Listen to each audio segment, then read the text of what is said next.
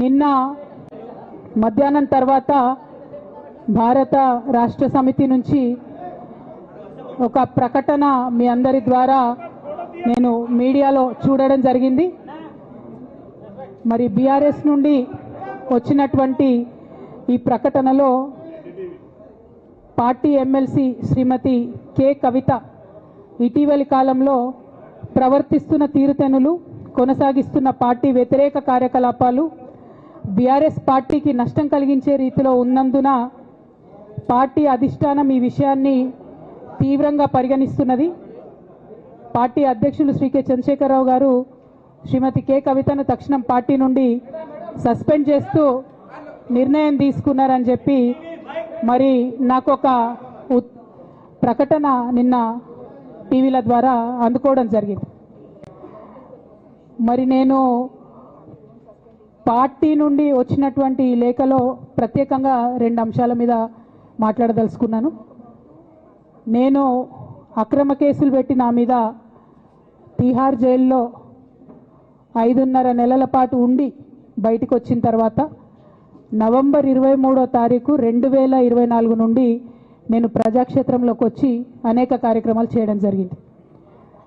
మరి నేను చేసినటువంటి పనులలో మొట్టమొదటిది ఒక బిడ్డ హాస్టల్లో చనిపోతే ఆమెను విజిట్ చేసి, అట్లానే గురుకులాల్లో జరుగుతున్నటువంటి అన్యాయాల మీద మొట్టమొదటి కార్యక్రమం తీసుకొని నేను మాట్లాడినా. ఆ తర్వాత బీసీలకు జరుగుతున్నటువంటి అన్యాయం, కాంగ్రెస్ పార్టీ మేనిఫెస్టోలో ఇచ్చినటువంటి 42% హామీ కోసము పెద్ద ఎత్తున నేను పనిచేయడం జరిగింది. అట్లానే మహిళలకు 2500 ఇవ్వాలని చెప్పి పోస్ట్ కార్డు ఉద్యమాన్ని నేను చేపట్టడం జరిగింది. పెద్దవాళ్లకు పెన్షన్లు పెంచాలని నేను ఉద్యమాలు చేయడం జరిగింది. తెలంగాణ తల్లి స్వరూపాన్ని మారిస్తే అట్లెట్లా మారుస్తారని రౌండ్ టేబుల్ సమావేశం పెట్టినాం. బనకచర్లు అక్కడ కడుతున్నారంటే దాని మీద రౌండ్ టేబుల్ సమావేశం పెట్టినాం. ఓవరాల్గా తెలంగాణ ప్రాజెక్టులు, అందుబాటులో ఉన్నటువంటి నీళ్లు, వీటన్నిటి మీద కూడా రౌండ్ టేబుల్ పెట్టినాం. భద్రాచలం దగ్గర 5 గ్రామాలు ముంపు సమస్య ఉంది, ఎవరు పట్టించుకుంటలేరంటే వాళ్ళని పిలిపించుకొని రౌండ్ టేబుల్ సమావేశం పెట్టి ప్రభుత్వం మీద ఒత్తిడి తీసుకొచ్చే కార్యక్రమం చేసినాం. ముఖ్యమంత్రి గారి సొంత జిల్లా మహబూబ్ నగర్లో భూ నిర్వాసితులకు అన్యాయం జరుగుతుందంటే నారాయణపేట నియోజకవర్గం వెళ్ళి వాళ్లకు మద్దతుగా మేము నిలబడి రావడం జరిగింది. అట్లానే 47 నియోజకవర్గాలలో బీఆర్ఎస్ కండువా బాజాప్తా కప్పుకొని, గులాబీ కండువా బాజాప్తా కప్పుకొని ఎక్కడికి పోతే అక్కడ రావుల చంద్రశేఖర్ రెడ్డి గారిని రిక్వెస్ట్ చేసి భవన్ నుంచి అక్కడ ఉండేటటువంటి బీఆర్ఎస్ నాయకులకు అఫీషియల్ కమ్యూనికేషన్ చేపించి ప్రతి ఒక్క బీఆర్ఎస్ నాయకులకు, కార్యకర్తలకు మాట్లాడి ఆయా పర్యటనలకు వెళ్ళినప్పుడు అందరినీ కలుపుకొని బాజాప్తా గులాబీ కండువా వేసుకొని 47 నియోజకవర్గాలు నవంబర్ 23, 2024 నుండి ఈ రోజు వరకు నేను పర్యటన చేసి అనేక ప్రజా సమస్యల మీద మాట్లాడడం జరిగింది. మరి ఇవన్నీ పార్టీ వ్యతిరేక కార్యకలాపాలు అన్నది నాకు అర్థం కాలేదు. ఎట్లా వ్యతిరేక కార్యకలాపాలు అవుతాయన్నది కూడా ఒకసారి పార్టీ పెద్దలు పునరాలోచించుకోవాలని చెప్పి నేను రిక్వెస్ట్ చేస్తూ ఉన్నాను. అదేవిధంగా మరి బీసీల కోసం నేను పోరాటం చేస్తుంటే అట్లెట్లా మాట్లాడుతుంది, ఇట్లెట్లా మాట్లాడుతుంది, పార్టీకి వ్యతిరేకంగా మాట్లాడుతుంది. అరే, నేను కాంగ్రెస్ పెద్దల మీద ఒత్తిడి తీసుకొస్తుంటే బీసీలకు 42% అమలు చేయాలంటే ఏది పడితే అది చిల్వల్ పల్వల్గా నా మీద రాపించడం, ప్రచారం చేయడం, చాలా దారుణమైనటువంటి పనులు పార్టీలో ఉన్నటువంటి కొందరు పని కట్టుకొని, కత్తి కట్టుకొని నా మీద చేయడం జరిగింది. అట్లానే నేను ఒక మాట ఏమన్నా, సామాజిక తెలంగాణ సాధన కోసం నేను కట్టుబడి ఉన్నా అన్న. దానిలో తప్పేముంది? అసలు నాకు జన్మనిచ్చినటువంటి నా తండ్రి, ఈ ప్రాణాన్ని భిక్షగా ఇచ్చినటువంటి నా తండ్రి, ఆయన చిటికెన వేలు పట్టుకొని నేను ఓనమాలు నేర్చుకున్న ఉద్యమాలు ఎట్లా చేయాలని, ఆయన చిటికెల వేలు పట్టుకొని ప్రజలంటే ఏంది, ప్రజా సమస్యలు అంటే ఏంది, ఎందుకోసం దాని మీద గలమెత్తాలని చెప్పి నేను నేర్చుకున్నా. ఆ నాయకుడి స్ఫూర్తిగానే నేను సామాజిక తెలంగాణ మాట్లాడినా. భారతదేశం మొత్తంలో ఇన్ని రాష్ట్రాల్లో ముఖ్యమంత్రులు అయితే 75 ఏళ్ళ స్వతంత్ర భారతదేశం, 79 ఏళ్ళు స్వతంత్ర భారతదేశంలో దళితులకి 3 ఎకరాల భూమి ఇస్తా అని చెప్పినటువంటి ఏకైక గొప్ప నాయకుడు కేసీఆర్ గారు. ఆయన దగ్గర నుంచే కదా నేను సామాజిక తెలంగాణ ఎజెండా నేర్చుకున్నది. బీసీలకు ఎవరు వృత్తి పనిదారులు ఉంటే వాళ్ళకి చేయూతనిస్తా అని చెప్పినటువంటి ఏకైక ముఖ్యమంత్రి కేసీఆర్ గారు. చెప్పినట్టుగా డబ్బులు ఇచ్చిండు కూడా. ప్రతి కులాన్ని కాపాడుకునే ప్రయత్నం చేసిండు. అది కాదా సామాజిక తెలంగాణ? నేను మే 1 నాడు లేబర్ డే రోజు మాట్లాడితే దాన్ని చిలువలు పలువలు చేసి సామాజిక తెలంగాణ పేరుతోని కవిత పార్టీ పెడుతుందని చెప్పి నేను నిన్న చెప్పిన ఇద్దరు పేర్లు పని కట్టుకొని నా మీద దుష్ప్రచారం చేసిండ్రు. నేనేమైనా తప్పు మాట్లాడినా? బీఆర్ఎస్ పార్టీ వ్యతిరేకమా సామాజిక తెలంగాణ నినాదానికి? బీఆర్ఎస్ పార్టీకి సామాజిక తెలంగాణ అవసరం లేదా? భౌగోళిక తెలంగాణ వస్తే సరిపోతుందా? బంగారు తెలంగాణ కావాలని కేసీఆర్ గారు ఇచ్చిన నినాదమే కదా. బంగారు తెలంగాణ అంటే ఏంది? హరీష్ రావు ఇంట్లో బంగారం ఉంటే, సంతోష్ రావు ఇంట్లో బంగారం ఉంటే బంగారు తెలంగాణ అవుతుందా? కాదు కదా. ప్రతి ఒక్క సమాజం బాగుంటేనే బంగారు తెలంగాణ అవుతుంది. నేను అదే కదా మాట్లాడినా. దానికి ఇష్టం వచ్చినట్టు నా మీద స్టోరీ లేపిస్తే నేను భవన్లో పోయి కూర్చొని బాజాప్తా, ఎక్కడో కాదు, బయట ప్రెస్ మీట్ పెట్టలేదు, ఏ ప్రెస్ క్లబ్లో పెట్టలేదు, డైరెక్ట్గా తెలంగాణ భవన్ నా ఆఫీస్ అండి, నా పార్టీ భవన్లో పోయి కూర్చొని నేనేం చెప్పినా? నా మీద కుట్రలు జరుగుతున్నది, నా మీద విషప్రచారం జరుగుతున్నది అని చెప్పిన. నేను రామన్నను బుజ్జగించి గడ్డం పట్టుకొని అడుగుతా ఉన్నా, అన్న నీ చెల్లెని, ఒక మహిళా ఎమ్మెల్సీని మన పార్టీ ఆఫీస్లో కూర్చొని నా మీద కుట్రలు జరుగుతున్నాయని నేనంటే మీరు వర్కింగ్ ప్రెసిడెంట్గా ఉన్నారన్నా, ఫోన్ చేయరా అన్న నాకు? ఏమైంది బేటా, ఎందుకు బాధపడుతున్నావు అని ఫోన్ చేయరా? ఇది ఎప్పుడు జరిగిన ఇన్సిడెంటు? లేక లీక్ కాకముందు, నేను నా కొడుకు గ్రాడ్యుయేషన్కి అమెరికా పోకముందు, అంతకుముందే. మరి మీరు వర్కింగ్ ప్రెసిడెంట్ కదన్నా, నేను పార్టీ ఎమ్మెల్సీని కదా. చెల్లెలు అన్న బంధుత్వాలు పక్కన పెడదాం ఒక్క నిమిషం. ప్రొఫెషనల్ సెటప్లో ఒక పొలిటికల్ పార్టీలో ఒక మహిళా ఎమ్మెల్సీ భవన్లో కూర్చొని నా మీద కుట్రలు జరుగుతున్నాయంటే మీరు మాట్లాడినరా అన్న? 103 రోజులు అయిపోయిందన్న ఇయ్యాలటికి, ఒక్క మాట మాట్లాడినరా? కేసీఆర్ గారు దగ్గర నుంచి కమ్యూనికేషన్ రావాలని నేను ఎక్స్పెక్ట్ చేయలే. వారు పెద్దవారు, వారికి అనేకమైన పనులు ఉంటాయి. మొత్తం పార్టీని ఇప్పుడు పునర్నిర్మించుకోవాల్సిన అవసరం ఉంది. తెలంగాణకు జరుగుతున్నటువంటి అన్యాయాన్ని వారు ఎప్పటికప్పుడు దిశానిర్దేశం చేయాల్సిన అవసరం ఉంది. కానీ వర్కింగ్ ప్రెసిడెంట్ గారి దగ్గర నుంచి ఫోన్ రాకపోవడం మాత్రం ఒక మాట అనిపించింది నాకు. నేను కేసీఆర్ గారి బిడ్డను, నేను కూర్చొని ప్రెస్ మీట్ పెడితేనే రెస్పాన్స్ రాలేదంటే మరి ఇంకో మామూలు మహిళా కార్యకర్తకు బీఆర్ఎస్ పార్టీలో మన అన్యాయం జరిగితే రెస్పాన్స్ వస్తుందా? నాకైతే అనిపించలేదు. వస్తుందేమో నాకు తెలియదు. కానీ నేను ఒక మాటకు నాకు సంతోషం అనిపించింది. నాకు నోటీస్ రాగానే అక్కడ మహిళా ఎమ్మెల్సీలు కూర్చొని, మహిళలందరినీ కూర్చొని, ఫస్ట్ టైం అనుకుంటా భవన్లో 5 మహిళలు కూర్చొని ఇండిపెండెంట్గా ప్రెస్ మీట్ మాట్లాడింది. చాలా సంతోషం. ఇటువంటి అంతర్గత ప్రజాస్వామ్యం రావాలనే నేను కోరుకున్నా. మహిళలకు, ఎస్సీలకు, ఎస్టీలకు, బహుజనులకు కోటరీల అడ్డంకులు లేకుండా యాక్సెస్ రావాలి. అది మైక్కి యాక్సెస్ రావాలి, బాస్కి యాక్సెస్ రావాలనే నేను అనుకున్నా. అది జరిగింది, చాలా సంతోషం. నన్ను సస్పెండ్ చేసినాక అయినా పర్లేదు, కానీ జరిగింది. నిన్న మహిళలందరూ కూర్చొని మాట్లాడి నేనేమంటున్నా అంటే, కేసీఆర్ గారు, కేటీఆర్ గారు, నేను, మా కుటుంబం, మాది రక్త సంబంధం. పదవులు పోతేనో, పార్టీలకు వెళ్ళి సస్పెండ్ చేస్తేనో పోయేటటువంటి బంధం కాదు. కానీ ఎవరైతే వెస్టెడ్ ఇంట్రెస్ట్ ఉన్న పార్టీలు ఉంటారో, పార్టీలో ఉండి కేవలం డబ్బు సంపాదించుకోవాలనేటటువంటి ఒక ఆలోచనతో, వ్యక్తిగత లబ్ధి పొందాలనేటటువంటి ఆలోచనతో ఉన్నటువంటి వ్యక్తులు, వాళ్ళకి కావాల్సింది ఏంది? మేము ముగ్గురం కలిసి ఉండొద్దు, మా కుటుంబం బాగుండొద్దు, మా కుటుంబం విచ్ఛిన్నమైతేనే వాళ్ళకి అధికారం వస్తుంది. దాంట్లో భాగంగా ఇవాళ మొదటి స్టెప్పు నన్ను బయటేసిరు పార్టీలకు వెళ్ళి. అది ఇక్కడితో ఆగదు. నేను గౌరవనీయులు పెద్దలు దైవ సమానులు కేసీఆర్ గారిని విజ్ఞప్తి చేస్తా ఉన్నా, మీకు ఒక సూచన చేస్తా ఉన్నా. దయచేసి మీ చుట్టూ ఏం జరుగుతున్నదో ఒకసారి చూసుకోండి నాన్న. నన్ను ఇవాళ బయటకు పంపొచ్చు, నేను మీలాగా స్ట్రేట్ ఫార్వర్డ్ ఉంటా, నిజాలు మాట్లాడతా. నేను ఉద్యమం నేపథ్యం నుండి వచ్చిన కాబట్టి నాగ్గా, ఉన్నది లేనట్టుగా, లేనిది ఉన్నట్టుగా, మోసం చేయాలని చెప్పో ఇంకోటి చేయాలని చెప్పో మాట్లాడను. స్ట్రేట్ ఫార్వర్డ్గా ఇష్యూస్ మాట్లాడతా కాబట్టి నన్ను ఇలా బలి చేసి పర్వాలే. కానీ రేపటి నాడు ఇదే ప్రమాదం రామన్నకు కూడా పొంచుంది, రేపటి నాడు ఇదే ప్రమాదం మీకు కూడా పొంచుంది. అల్టిమేట్గా బీఆర్ఎస్ పార్టీని హస్తగతం చేసుకోవడానికి జరుగుతున్నటువంటి కుట్రలో భాగంగానే ఇవాళ నన్ను ఎలిమినేట్ చేయడం జరిగింది. నేను ఇవాళ ఓపెన్గా అడుగుతా ఉన్నాను, హరీష్ రావు గారికి నేను సూటి ప్రశ్న వేస్తున్నా, ఈ రాష్ట్ర ముఖ్యమంత్రి రేవంత్ రెడ్డి గారికి కూడా నేను సూటి ప్రశ్న వేస్తున్నా. నా మీద కుట్రలు ఎప్పటి నుండి ప్రారంభమైనాయి?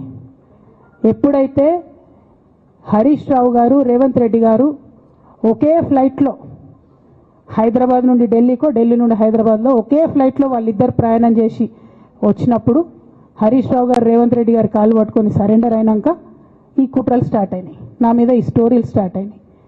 మా కుటుంబాన్ని విడగొట్టాలనేటటువంటి కుట్ర స్టార్ట్ అయింది. నేను ఛాలెంజ్ చేస్తా ఉన్నా, రేవంత్ రెడ్డి గారు మీరు చెప్పండి, ఆ ప్రయాణం జరిగిందా జరగలేదా? హరీష్ రావు గారు మీరు చెప్పండి, ఒకే ఫ్లైట్లో మీరు రేవంత్ రెడ్డి గారితో కలిసి వచ్చిండ్రా రాలేదా? ఆ తర్వాత నుండే నా మీద ఈ కుట్రలు జరుగుతున్నాయా లేదా? సరెండర్ అయింది మీరు. ప్రతి ఒక్క విషయంలో దాదాపు ఒక 7-8 ఇష్యూస్ ఉన్నాయి, ఇన్సిడెంట్స్ ఉన్నాయండి. అఫీషియల్ పిఆర్ఓ ట్వీట్ చేస్తాడు, Congress party official PRO tweet చేస్తాడు, ముఖ్యమంత్రి గారు పిఆర్ఓ, ఈ పాల వ్యాపారంలో అవినీతి జరిగిందని. తెల్లారి 2-3 పేపర్లలో వస్తుంది, 3వ రోజుకి మాయమైపోతుంది. అదే కేటీఆర్ గారినేమో 3 సార్లు విచారణ పేరుతో పిలిచి వేధిస్తారు. అంటే కేసీఆర్ కుటుంబం నికార్స్గా బరిగీసుకొని కాంగ్రెస్ పార్టీతో రేవంత్ రెడ్డితో కొట్లాడుతున్నాం కాబట్టి మా మీదనేమో కుట్రలు జరుగుతాయి, మా మీదనేమో కేసులు పెడతారు. మీ మాత్రం 1 or 2 days హెడ్లైన్స్ వస్తే తర్వాత న్యూస్ గాయబవుతుంది. ఎన్ని జరగలే చెప్పండి హరీష్ రావు గారి విషయంలో? ఫస్ట్ పాల వ్యాపారం మీద ఏమొచ్చినాయి ఆరోపణలు? ఆనాడు బీఆర్ఎస్ పార్టీ గవర్నమెంట్లో SC ST BC హాస్టళ్లకు Harish Rao గారి పాల వ్యాపారం నుంచి పాలు సప్లై చేసిరనే ఆరోపణలు అయోధ్య రెడ్డి గారు ట్వీట్ చేసిరు. గతం 2 రోజులు పోయిన ఆరోపణ ఎందుకు? సరెండర్. నెక్స్ట్ ఒక అభియోగం చేసిరు ముఖ్యమంత్రి గారు, రంగనాయక్ సాగర్ దగ్గర ఆయన ఫామ్ హౌస్ ఉంది, అది ప్రభుత్వ భూమి, కబ్జా చేసిండని. 1 day headline, 3rd day news గాయబ్. No case nothing. కేటీఆర్ పరిస్థితి ఏంటి? ఎన్ని కేసులు పెట్టిరు కేటీఆర్ అన్న మీద? ఎన్నిసార్లు పిలిచిండు విచారణకు? ఇవన్నీ పక్కన పెడదాం, నిన్నటి లేటెస్ట్ ఇష్యూ మాట్లాడదాం. కాళేశ్వరం కానీ ఇంకోటి కానీ ఏ ప్రభుత్వంలో అయినా పొలిటికల్ పాలసీ చేసేవాళ్ళు, విధానపరమైన నిర్ణయాలు తీసుకునే వాళ్ళు ముఖ్యమంత్రులు ఉంటారు. కింద ఉన్నటువంటి మంత్రులు దాన్ని ఎగ్జిక్యూట్ చేయాలి. కేసీఆర్ గారు ఒక పాలసీ డెసిషన్ తీసుకున్నారు, నేను కాళేశ్వరం ప్రాజెక్టు కడతా, దానికి ఇన్ని డబ్బులు ఇస్తా అని. ఆనాడు మంత్రి ఎవరు? ఎగ్జిక్యూషన్ చేయాల్సింది ఎవరు? 2014 నుంచి 2018 వరకు తుమ్మిడిహెట్టి దగ్గర నుంచి మేడిగడ్డకు స్థలం మార్చినప్పుడు మంత్రి ఎవరు? ప్రాజెక్టులు డిసైడ్ చేసినప్పుడు మంత్రి ఎవరు? అన్ని మీటింగ్లు టెక్నికల్ ఇష్యూస్ చూసుకోవాల్సింది ఎవరు? ఇవన్నీ రేవంత్ రెడ్డి గారు మాట్లాడారు. నేను మొత్తం అసెంబ్లీ స్పీచ్ చూడరు మీరు, వీళ్ళ మ్యాచ్ ఫిక్సింగ్ అనేది మీకు తెలిసిపోతుంది. ఏం మాట్లాడరు ఆయన. ఎంతసేపు కేసీఆర్ కాళేశ్వరం కట్టిండు, కేసీఆర్ కుటుంబం 1,00,000 కోట్లు తిన్నది. అరే 2007 నుంచి ఇప్పటివరకు కాళేశ్వరం 1,00,000 కోట్లు కూడా ఖర్చు కాలే. 1,00,000 కోట్లు ఖర్చు కాని ప్రాజెక్టులో 40 లక్షల ఎకరాలకు నీళ్ళీయంగా కూడా 1,00,000 కోట్ల అవినీతి అయింది అంటారు రేవంత్ రెడ్డి గారు. దాన్ని మళ్ళీ ఓన్లీ కేసీఆర్ గారి గురించి చెప్తారు, హరీష్ రావు గారి గురించి మాట్లాడరు. ఎందుకంటే ఇంటర్నల్ అండర్స్టాండింగ్ ఉంది వీళ్ళిద్దరికి. నేను రామన్నను ఒకటే రిక్వెస్ట్ చేస్తున్నా, అన్న ఇవాళ మీతో బాగున్నట్టు వాళ్ళు నటించవచ్చు, హరీష్ అన్న కావచ్చు, సంతన్న కావచ్చు, కానీ వాళ్ళు మన మంచి కోరుకునే వాళ్ళు కాదు, వాళ్ళు తెలంగాణ ప్రజల మంచి కోరుకునే వాళ్ళు కాదు, వాళ్ళు కేసీఆర్ గారి మంచి కోరుకునే వాళ్ళు కాదు. వాళ్ళను మీరు దూరం పెట్టి రాజకీయంగా తెలంగాణ రాష్ట్ర సమితిలో ఇప్పుడు బీఆర్ఎస్లో పనిచేస్తున్నటువంటి హార్డ్ కోర్ కార్యకర్తలను దగ్గరికి తీసుకొని ప్రజా ఉద్యమాలు తీసుకొని ప్రజల దగ్గరికి పోతేనే మన పార్టీ బతుకుంటుంది, నాన్న పేరు బాగుంటుంది. ఇవాళ నాన్నకు సిబిఐ అనేటటువంటిది వచ్చిందంటే అది కేవలం హరీష్ రావు గారు, సంతోష్ రావు గారి అవినీతి వల్లనే వచ్చిందని మళ్ళొకసారి నేను గంటాపదంగా చెప్తున్నాను. ఇంకా గమ్మత్ ఏంటంటే ఇదే హరీష్ రావు గారు వాళ్ళ ఫాలోవర్స్ అంతా నిన్నటి నుంచి చెప్తున్నారు, హరీష్ అన్న చాలా కష్టపడ్డాడు, డే 1 నుంచి ఉన్నాడు అని. డే 1 నుంచి లేడండి, చాలామంది రిపోర్టర్లకు తెలుసు, సీనియర్ రిపోర్టర్లకు. డే 1 నుంచి లేరు. పెద్దసారు టీడీపీ నుంచి బయటకు వస్తుంటే మామయ్య మనకెందుకు, డిప్యూటీ సీఎం మనం ఎందుకు రాజీనామా చేయాలి, ఈ ఉద్యమం ఏమవుతుందో, ఈ పార్టీ ఏమవుతుందో మనకు రిస్క్ ఎందుకని ఆనాడు ఈనాడు పేపర్లు వచ్చింది. 1,50,00,000 రూపాయలు తీసుకొని వ్యాపారం చేసుకుందామని హరీష్ రావు గారు ఎక్కడికో పోయిందని కూడా వచ్చింది. కటింగ్ కోసం దొరికినప్పుడు ఎప్పుడో ట్వీట్ చేస్తుందని నేను. బీఆర్ఎస్ పార్టీ ఆనాడు టీఆర్ఎస్ పార్టీ పెట్టినాక 9-10 నెలల తర్వాత వచ్చింది హరీష్ రావు గారు. డే 1 నుంచి లేరు.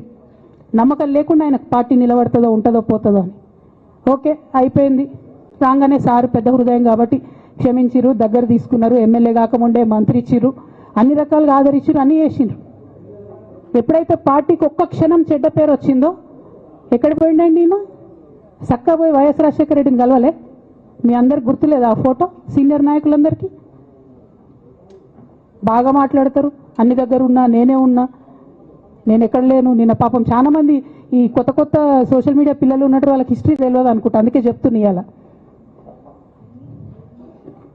అదేవిధంగా నేను పెద్ద ట్రబుల్ షూటర్ అంటారు. ట్రబుల్ షూటర్ కాదు, ఈజ్ బబుల్ షూటర్. ఆయన ఏంటంటే ట్రబుల్ ఆయన్నే క్రియేట్ చేస్తాడు, చేసి నేనే సాల్వ్ చేసినట్టు నటిస్తాడు. నేను లేటెస్ట్ ఎగ్జాంపుల్ చెప్తా పట్టురు. నేను మొన్న దాసోజు శ్రవణ్ అన్న ఎలక్షన్ ఎమ్మెల్సీ ఎన్నికలలో బీఆర్ఎస్ పార్టీ డిసైడెడ్ ఒకటే క్యాండిడేట్ని పెడదామని. కానీ హరీష్ రావు గారు ఇంటర్నల్గా బీజేపీ వాళ్ళతో మాట్లాడుకొని ఏం చెప్తారంటే, మీ దగ్గర నుంచి ఒక క్యాండిడేట్ని ఇవ్వండి, నేను మామయ్యని కన్విన్స్ చేసి రెండో క్యాండిడేట్కి పెట్టిస్తా అంటే he wants to create a trouble. ఈ క్రైసిస్లో ఆల్రెడీ మన పార్టీలోకి వెళ్ళి 10 మంది ఎమ్మెల్యేలు వెళ్ళిపోయినాక 38 మందిలో 10 మంది పోయినాక నువ్వు ఇంకో సెకండ్ క్యాండిడేట్ని పెడితే ఎంత కన్ఫ్యూజన్ అవుతుంది? ఎవరెవరు ఎటెట్ ఓట్లు వేస్తారు? అంటే హార్స్ ట్రేడింగ్కి ఈయన ట్రబుల్ షూటర్ గారు ట్రబుల్ని ఓపెన్ చేస్తారు అన్నట్టు. నాకెందుకో లక్కీగా ఒక బీజేపీ ఎమ్మెల్యే గారు ఫోన్ చేసి, అక్క మరి పెద్దసారి పర్మిషన్ ఉందా హరీష్ అని ఇట్లా అంటున్నారంటే, నేను డైరెక్ట్గా పెద్దసారికే ఫోన్ చేసి నాన్న మరి ఇట్లా అంటున్నారు, మనం సెకండ్ క్యాండిడేట్కి పర్మిషన్ ఇస్తారంటే, nothing doing, only Shravan will get elected, ఎవరు చెప్పారు మీకు అన్నారు. అంటే నేను ఆ విషయం వెంటనే అటువైపు కన్వే చేసిన, లేదండి మాకు అట్లాంటి ఆలోచన లేదు. ఎందుకు ఈ రీసెంట్ ఎగ్జాంపుల్ చెప్తున్నా ఇవాళ అంటే, హరీష్ రావు గారు ట్రబుల్ క్రియేట్ చేసి ట్రబుల్ని మాఫీ చేసినట్టుగా ప్రయత్నం చేస్తారు. బీఆర్ఎస్ కార్యకర్తలందరికీ నేను నా తమ్ముళ్ళకి రిక్వెస్ట్ చేసి చెప్తున్నా, మా చెల్లెలకు రిక్వెస్ట్ చేసి చెప్తున్నా, మీకు పెద్ద స్థాయిలో జరిగే అన్ని విషయాలు తెలియకుండా అందరూ మన వెల్ విషర్స్ అనుకుంటారు. అది మీ తప్పు కాదు, ఎందుకంటే కేసీఆర్ సార్ అంత ఓపెన్ మైండ్తో ఓపెన్ హార్ట్తో ఉంటారు కాబట్టి బీఆర్ఎస్లో ఉన్న అందరూ అట్లే ఉంటారు అనుకుంటారు. కానీ చాలా మందికి చాలా హిడెన్ ఎజెండాస్ ఉన్నాయి.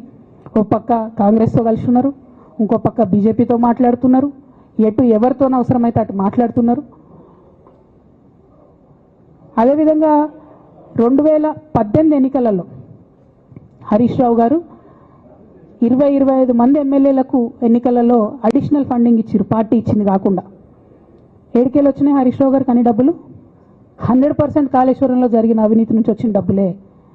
ఆయన ఆలోచన ఏం చేసిందంటే, ఏమన్నా కొద్దిగా అటు ఇటు అవుతుందేమో రిజల్ట్, నా దగ్గర ఎమ్మెల్యేస్ ఉండాలని ఆలోచన చేశాను. నీకు అసలు అట్లాంటి ఆలోచన ఎందుకు వచ్చింది? నేను కట్టప్పలాంటోని కేసీఆర్ గారి దగ్గర ఉండేటోని అంటావు కదా, నీకేం అవసరం వచ్చింది ఎమ్మెల్యేస్కి సపరేట్గా ఫండింగ్ ఇవ్వడానికి? ఎవరికి తెలియదు అనుకుంటారా? ఇది ఎవరు చెప్పారు అనుకుంటారా? ప్రతి ఒక్కరు చెప్తారు ఎమ్మెల్యేస్ ఓపెన్, నా పేర్లు కూడా తెలుసు, చెప్తే బాగుండదు, ఎమ్మెల్యేలు ఇబ్బంది పడతారు. నేను అనేది ఏంటంటే, 2009లో రామన్న సిరిసిల్ల ఎలక్షన్లో మా బంధువుకు సంబంధించిన వ్యక్తులతోని 60 లక్షల రూపాయలు పంపిన హరీష్ రావు గారు రామన్నను ఓడగొట్టడానికి. నిన్నగాక మొన్న ఒక వీడియో మీరు కూడా చూసి, ఒంటేరు ప్రతాప్ రెడ్డి గారిది, మీ మామయ్యను ఓడగొట్టమని ఎంతంటే అంత డబ్బులు ఇస్తా అని చెప్పిర్రని. ఓ పక్క కేసీఆర్ గారిని ఓడగొట్టాలి, ఓ పక్క కేటీఆర్ గారిని ఓడగొట్టాలి, నిజామాబాద్లో నా ఎంపీ సెగ్మెంట్లో అందరు ఎమ్మెల్యేలను మేనేజ్ చేయాలి, అందరిని మన కేసీఆర్ కుటుంబాన్ని ఓడగొట్టాలి, విచ్ఛిన్నం చేయాలి. కానీ కేసీఆర్ గారి పేరుతో వచ్చేటటువంటి బెనిఫిట్స్ మాత్రం అన్నీ కావాలి. మరి ఇటువంటి వారిని నా రిక్వెస్ట్ కేసీఆర్ గారితో కేటీఆర్ గారితో, వారిని మీ పక్కన పెట్టుకొని నిజం మాట్లాడే నన్ను బయటకు పంపితే మరి పార్టీ బాగుంటుందా? దయచేసి ఆలోచన చేసుకోండి. నేనేమంటున్నా రామన్న మిమ్మల్ని అంటే, నా మీద మీకు కోపం ఉండొచ్చు, నా మీద ఏముందో ఎవరేం చెప్పారో నాకు తెలియదు. నేను మాత్రం నా ప్రాణం పోయినా కేసీఆర్ గారికి హాని జరగాలని కానీ కేటీఆర్ గారికి హాని జరగాలని కానీ కోరుకోను. అది నా నైజం కాదు. ఆడపిల్లలకు అట్లుండదు, ఆడపిల్లలు ఇల్లు బాగుండాలనుకుంటారు. నా మనసుకి ఎంత గాయం అయితే, నాకు ఎన్ని అవమానాలు అయితే, నాకెంత ఇన్సల్ట్ అయితే, నా మీద ఎన్ని కుట్రలు జరిగితే నేను ఇట్లా మాట్లాడుతున్నది నా బాధ, ఇది నా ఆవేదన. నాన్న చూస్తలేరేంది వీళ్ళనన్నది ఆవేదన, చూసుకుంటే క్షమిస్తారేంది ఇంకెన్నిసార్లు క్షమిస్తారన్నది నా బాధ. అంతే తప్ప నాకేం కోపం ఉంటుంది? ఎందుకు కోపం ఉంటుంది? నాకు ఎన్ని జన్మల పుణ్యం ఉంటే కేసీఆర్ లాంటి తండ్రి దొరుకుతాడు? కోట్లలో ఒకరికి ఉండేటటువంటి తండ్రి నాకు దొరికిండు. ఆయన లేకపోతే నేనెవరు ప్రపంచానికి తెలుస్తుందా? నాకెందుకు అవసరం ఉంటుంది? నాకేం కోపం ఉంటుంది కేసీఆర్ గారి మీద? నాకు టీఆర్ఎస్ పార్టీ మీద ఎందుకు కోపం ఉంటుంది? నాకు 27 సంవత్సరాలు ఉన్నప్పుడు నేను నా కొడుకుని చిన్న పిల్లగాన్ని పసిగుడ్డుని ఎత్తుకొని ఇక్కడికి వస్తే ఆ రోజు నుంచి ఈ రోజు వరకు నేను రోడ్డు మీదనే ఉన్నా, ఉద్యమాలే చేస్తున్నా, పోరాటాలే చేస్తున్నా, తెలంగాణ ప్రజల కోసం పనిచేస్తున్నా. 2014 నుంచి అధికారంలో ఉన్నప్పుడు కూడా నా ఇంటి దర్వాజాలు ఎప్పుడు తెలిసే ఉన్నాయి, ఇక్కడున్న మీడియా మిత్రులందరికీ తెలుసు. అధికారంలో ఉన్నా లేకున్నా నేను ఇట్లనే ఉన్నా. అధికారంలో ఉన్నప్పుడు నన్ను ఏమి సాగనీయకుండా నన్ను ప్రతిపక్ష ఎమ్మెల్యేని చూసినట్టు, ప్రతిపక్ష ఎంపీని చూసినా నేను ఇట్లనే ఉన్నా, ఓపెన్ మైండ్తోనే ఉన్నా. నేను కోరేది ఒకటే, కేసీఆర్ గారి ఆరోగ్యాన్ని కాపాడండి రామన్న, పార్టీని కాపాడండి, పార్టీలో ఉన్న కార్యకర్తల్ని కాపాడండి, అందరు బాగుండేలాగా ప్రజా సమస్యలు తీసుకోండి. నాకు అంతకుమించి కావాల్సింది ఏం లేదు.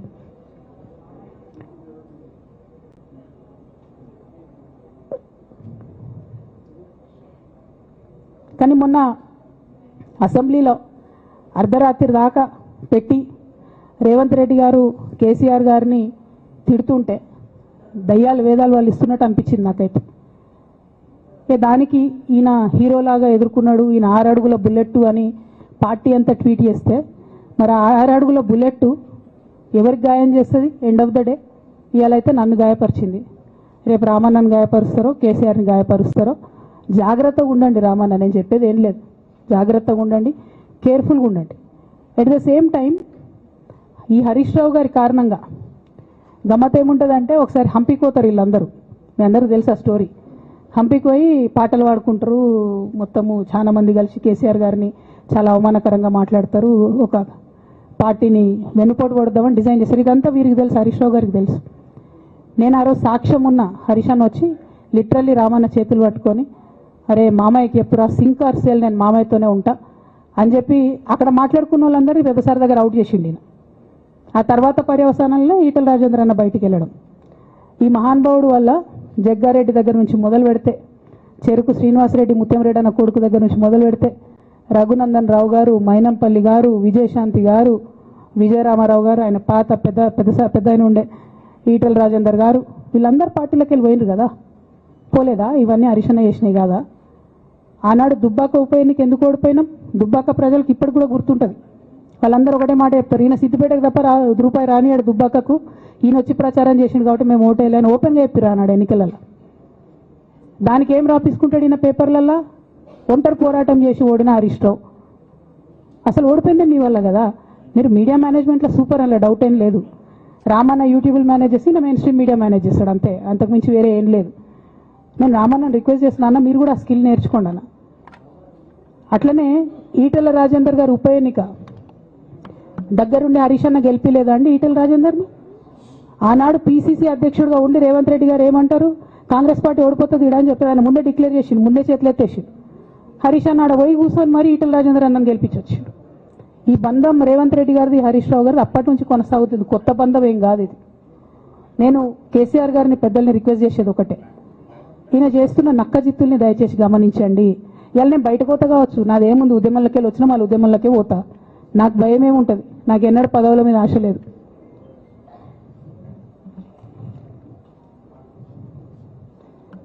పార్టీ నుంచి వచ్చిన ఎమ్మెల్సీకి స్పీకర్ ఫార్మాట్లో చైర్మన్ గారికి నేను పంపుతా ఉన్నాను రాజీనామా పత్రాన్ని.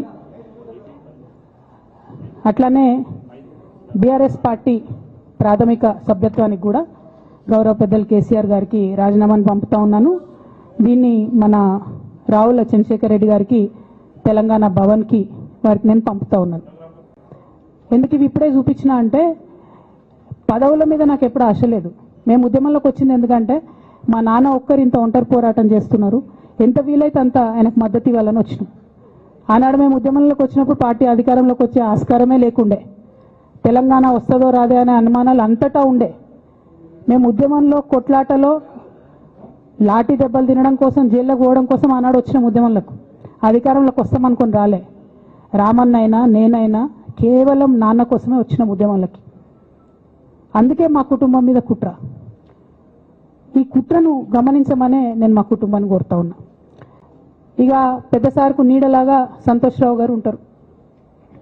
ఇక సంతోష్ రావు గారి గురించి 2 నిమిషాలు చెప్తాను, అంత పెద్ద సీనున్న మనిషి కాదు కానీ చెప్పాలి. ఎందుకంటే కూరల ఉప్పు ఎట్లుంటుంది ఈయన అట్లా అన్నట్టు, ప్రతి దాంట్లో చెడగొట్టడానికి కొంచెం ఉండాలి కదా అట్లాంటి వాడు, కాబట్టి చెప్పక తప్పదు ఈయన గురించి. చెప్పులో రాయి చెవులో జోరిగా అంటాం కదా, అట్లాంటి టైపు, కాబట్టి ఖచ్చితంగా చెప్పాలి. విషయం ఏంటంటే, ఈయన ధనదాహం ఎట్లాంటిదంటే సంతోష్ రావు గారిది, రామన్న కాన్స్టిట్యున్సీ, కేటీఆర్ అన్న కాన్స్టిట్యున్సీ నేరెళ్లలో ఇసుకలారి గుద్ది ఒక దళిత బిడ్డ చనిపోతాడు. సరే, దాని మీద పాపం అక్కడ ఆ రోజు అందరు యాజిటేషన్ చేస్తే, ఈయన సంతాన అడ్వాంటేజ్ ఏంది, ఇక్కడ కూర్చుంటాడు సార్ దగ్గర, సీఎంఓలకి వెళ్ళి ఫోన్ చేసి అక్కడ ఉన్న పోలీసు వాళ్ళందరినీ ఒత్తిడి పెట్టి 7 దళిత బిడ్డల్ని కొట్టినరండి. 3-4 సార్లు 3rd డిగ్రీ వేస్తే ఇలా 7 కుటుంబాలు కూడా వాళ్ళు ఎందుకు కూడా ఏ పని చేసుకోలేనటువంటి పరిస్థితులలో ఆ దళిత బిడ్డలు ఉన్నారు. అది మొత్తం రాజకీయంగా బ్లేమ్ అంతా రామన్న మీదకి వచ్చింది. ధనదాహమేమో సంతన్నది, నేరం చేసిందేమో సంతన్న, వీడికెళ్ళి ఫోన్లు చేసి ఒత్తిడి చేసి కొట్టిపించిందేమో సంతన్న, చెడ్డ పేరేమో రామన్నకు వస్తుంది. ఈ ఎగ్జాంపుల్ చెప్పడం కోసమే నేను ఈయన గురించి చెప్తున్నా, వేరే ఏం లేదు. ఇక సరే టానిక్ వీనిక్ ఈ వీటిలో వచ్చిన కేసులు ఏమవుతాయి, రేవంత్ రెడ్డి గారు ఆర్భాటంగా ఒక అనౌన్స్మెంట్ చేస్తారు. నేను ఇంతకుముందు చెప్పిన కదా మ్యాచ్ ఫిక్సింగ్ ఎట్లుంటుందంటే వన్ డే న్యూస్ అవుతుంది, టానిక్లో ఈయన మీద కేసు పెట్టిరని, మూడో రోజు పోలీసు వాళ్ళు ఎఫ్ఐఆర్ కొట్టేసారు. అది మీరు ఇంకా కనుక్కోండి. క్వాష్ చేసేసారు, కేసు మూసేసారు. ఏం అండర్స్టాండింగ్ ఉంది, ఎందుకు మూసేసారు?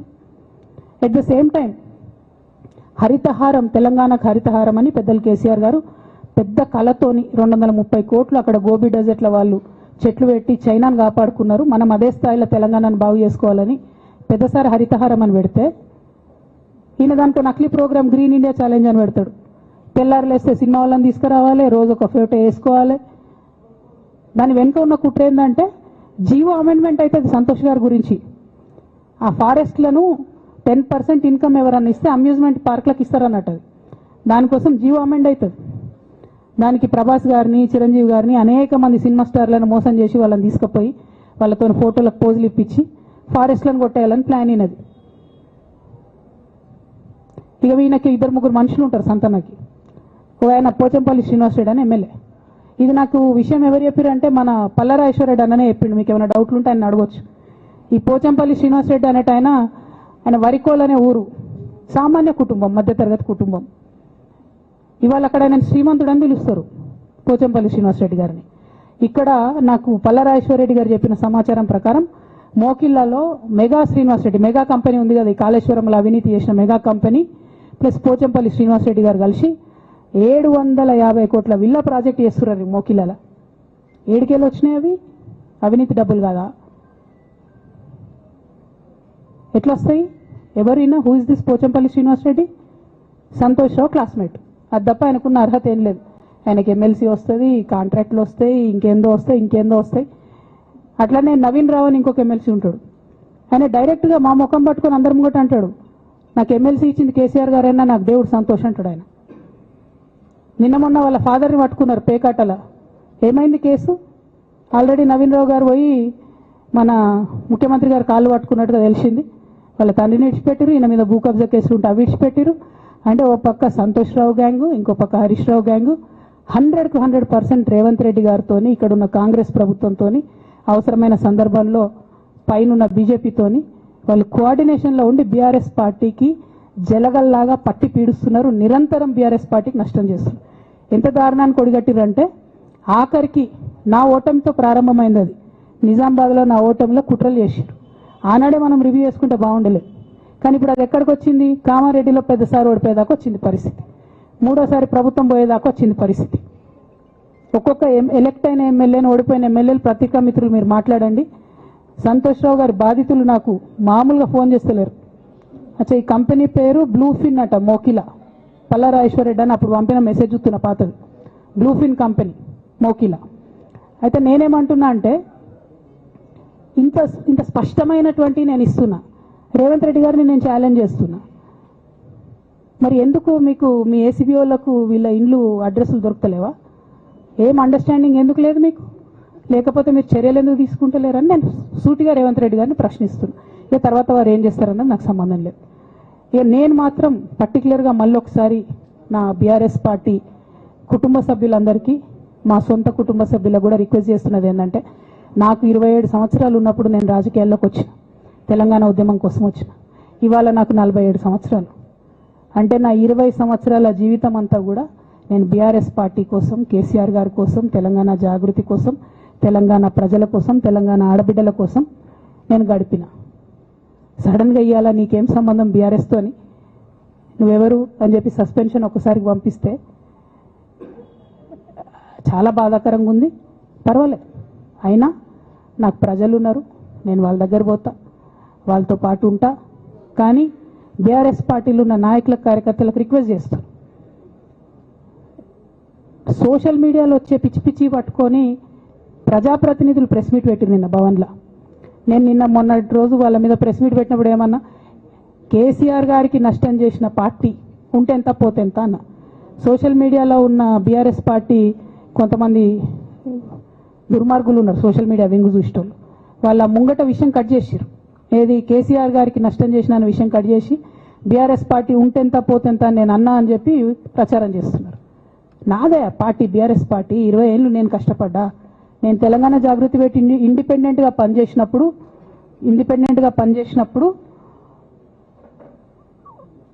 కోటేయమని ఎవరికి చెప్పినా నేను?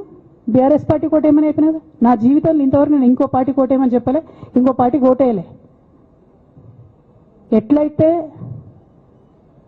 కంప్యూటర్లో హార్డ్వేర్ ఉంటుందో అది బీఆర్ఎస్ పార్టీ, సాఫ్ట్వేర్ తెలంగాణ జాగృతి.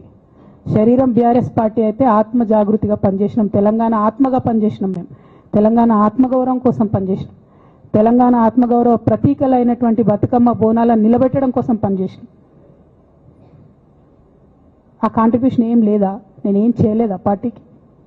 నిజామాబాద్లో చికెన్ గున్యా వచ్చి బాధపడుతుంటే గల్లీ గల్లీ గల్లీ తిరిగి 2018లో ఒక్కొక్క ఎమ్మెల్యేకు ఎంత తిరిగినా అన్నది అక్కడ నిజామాబాద్ ప్రజలకు తెలుసు. ఏం కాంట్రిబ్యూషన్ లేదా అన్నది? ఓన్లీ హరీష్ అన్నది సంతనదే ఉన్నదా కాంట్రిబ్యూషన్? వీళ్ళు మేకవన్నే పులులు నాన్న, వీళ్ళు మీ ముంగట నటిస్తారు అంతే. బయట వాళ్ళ నిజస్వరూపం వేరేలాగుంటుంది. యాజ్ అ డాటర్గా రిక్వెస్ట్ చేస్తున్నా, ఒకసారి ఆలోచన చేయండి వాళ్ళ గురించి. నాకేమొద్దు, నన్ను పార్టీలోకి వెళ్ళి సస్పెండ్ చేసి నో ప్రాబ్లం, కానీ వాళ్ళని పార్టీలో ఉంచుకుంటే పార్టీ ఎట్లుంటుంది అన్నది మీరు ఆలోచన చేసుకోండి. ఇక అల్టిమేట్గా నేను చెప్పదలుచుకున్నది ఒకటే,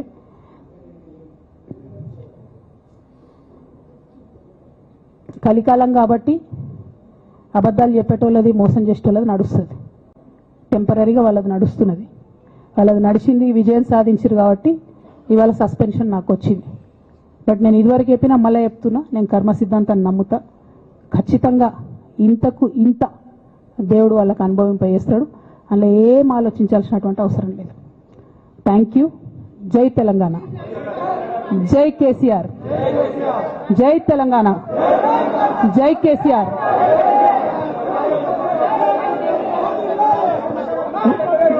వన్ బై వన్.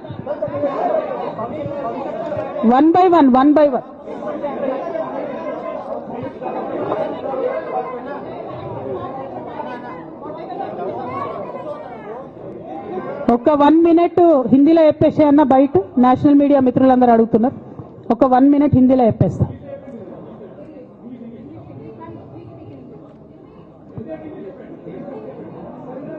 आज तेलंगाना की बेटी होने के नाते पूरे देश की जनता के साथ मैं ये बात कहना चाहती हूँ, पिछले 20 सालों के मेरे जिंदगी में मैंने हर दम हर वक्त बीआरएस पार्टी के उन्नति के लिए, तेलंगाना जनता के उन्नति के लिए, तेलंगाना के रैयतों के, तेलंगाना के महिलाओं के, तेलंगाना के युवाओं के उन्नति के लिए मैंने काम किया है। और इस पूरे 20 साल के जिंदगी में मैंने अपने लिए कभी कुछ नहीं मांगा है, लेकिन तेलंगाना की जनता ने, बीआरएस पार्टी ने मुझे बहुत प्यार दिया है। मेरे पिताजी ने मुझे सांसद बना के दिल्ली भेजा है, मुझे एमएलसी का मौका भी पार्टी ने दिया है, जिसके लिए मैं पार्टी का, मेरे पिताजी का, बीआरएस पार्टी का, पूरे परिवार का, तेलंगाना के आवाम का भी बहुत ही ज्यादा मैं आभारी हूं। लेकिन जो भी मुझे रिस्पॉन्सिबिलिटी दिया गया था, मैंने पूरे शिद्दत के साथ काम किया है। कभी भी मैंने तेलंगाना के लोगों के खिलाफ काम नहीं किया है। लेकिन आज चंद लोग बीआरएस पार्टी में, हमारे आसपास पिताजी के इर्द गिर्द थोड़े लोग, जिनके जो वेस्टेड इंटरेस्ट है, जिनको अपनी ही फायदा की जो सोच है, ऐसे लोग बीआरएस पार्टी में उनका लीड रोल हो गया है। और उनके वजह से उन्होंने मेरे पिताजी के ऊपर, मैं ऐसा मानती हूं, दबाव बना के मुझे पार्टी से निकालने का काम किया है। लेकिन अल्टीमेटली मैं ये मान के चलती हूं कि मैं तेलंगाना की बेटी हूं। मैं जब तेलंगाना में आके तेलंगाना के आंदोलन में शामिल हो गई, मैं रास्ते पे चली, मैंने लाठी खाई, मैं जेल भी गई। हर तरीके का जो भी कोशिश हो सकता है तेलंगाना के अलग रियासत हासिल करने के लिए, मैं वो तमाम कोशिशों में शामिल थी। मैं तो आंदोलन से आई हूं, इन्होंने अभी मुझे पार्टी से, सियासत से निकालने का काम किया है, तो मैं फिर आंदोलन में चली जाऊंगी। लेकिन मैं बीआरएस पार्टी से, हमारे पिताजी से यही रिक्वेस्ट करना चाहती हूं कि आपके इर्द गिर्द जो लोग जमा हुए हैं, उनकी नीयत के बारे में आप सोचिए। क्या वो पार्टी के लिए काम आएंगे? आप इसके ऊपर गौर कीजिए।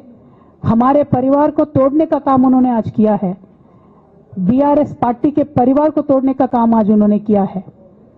और ये किसके फायदे के लिए उन्होंने किया है? तेलंगाना के आवाम के फायदा के लिए उन्होंने नहीं किया है, उनके खुद के फायदा के लिए किया है। तो मैं मेरे पिताजी से, बीआरएस पार्टी से यही रिक्वेस्ट करना चाहूंगी कि ऐसे लोगों को पहचानिए, उनकी असली रूप आप पहचानिए और उनके ऊपर जो भी एक्शन हो सकता है वो लीजिए। और मैं तेलंगाना चीफ मिनिस्टर रेवंत रेड्डी जी से भी डिमांड करती हूं कि आपने जो बीआरएस के परिवार को तोड़ने का आज काम किया है, हमारे बीआरएस में जो धोखेबाज लोग हैं उनसे मिलके आपने जो बीआरएस के परिवार को तोड़ने का कोशिश किया है, तेलंगाना की आवाम आपको इसका जवाब जरूर देगी। Thank you. जय तेलंगाना। ఒకరు చెప్పండి।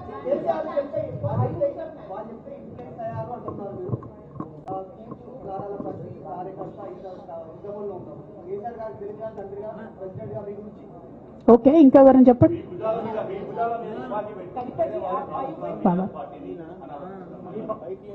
ఏమా నా భుజాల మీద తుపాకి పెట్టి